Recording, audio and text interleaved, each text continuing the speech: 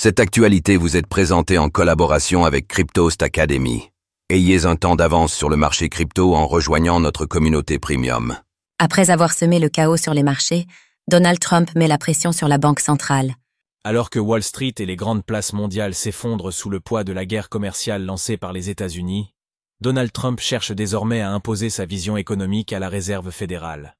Un double jeu risqué qui pourrait précipiter l'économie américaine dans une récession.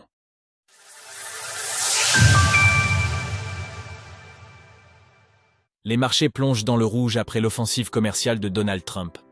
Les marchés financiers vivent un véritable tremblement de terre depuis vendredi dernier.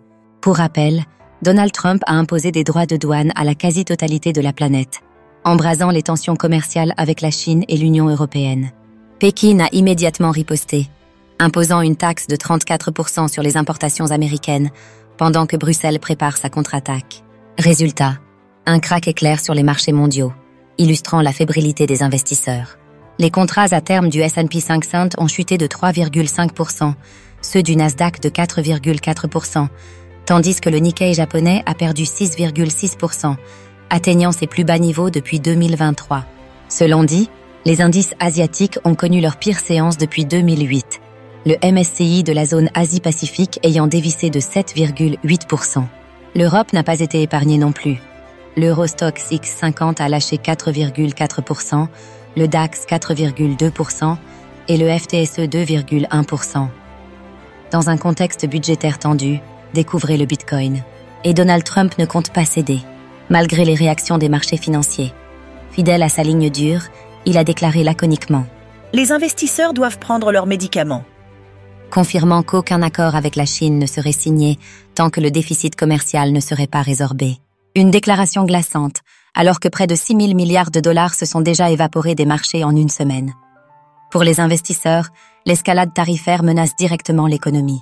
L'ampleur et l'impact perturbateur des politiques commerciales américaines, s'ils sont maintenus, seraient suffisants pour faire basculer une expansion américaine et mondiale encore saine dans la récession. Alerte Bruce Kasman, chef économiste chez JP Morgan. Il évalue à 60% la probabilité d'un ralentissement majeur. Une pression maximale sur la Fed et une réponse mesurée. Face à cette panique généralisée, les regards se tournent vers la Réserve fédérale. Et Donald Trump ne s'en cache pas. Dans un message sur Truth Social vendredi, il a interpellé directement le président de la Fed, Jerome Powell. « Baisse les taux d'intérêt, Jérôme, et arrête de faire de la politique. » Le président de la Fed, lui, ne se laisse pas intimider. Il a déclaré que la Banque centrale n'avait probablement pas besoin de se dépêcher pour ajuster sa politique monétaire. Une prudence compréhensible.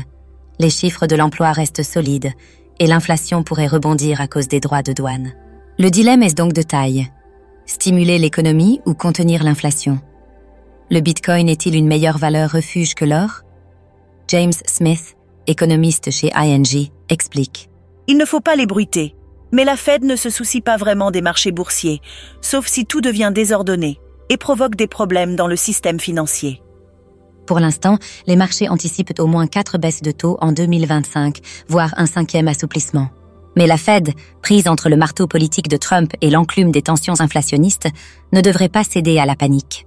Une position risquée, alors que la confiance des investisseurs semble vaciller. Retrouvez toutes les actualités crypto sur le site cryptost.fr.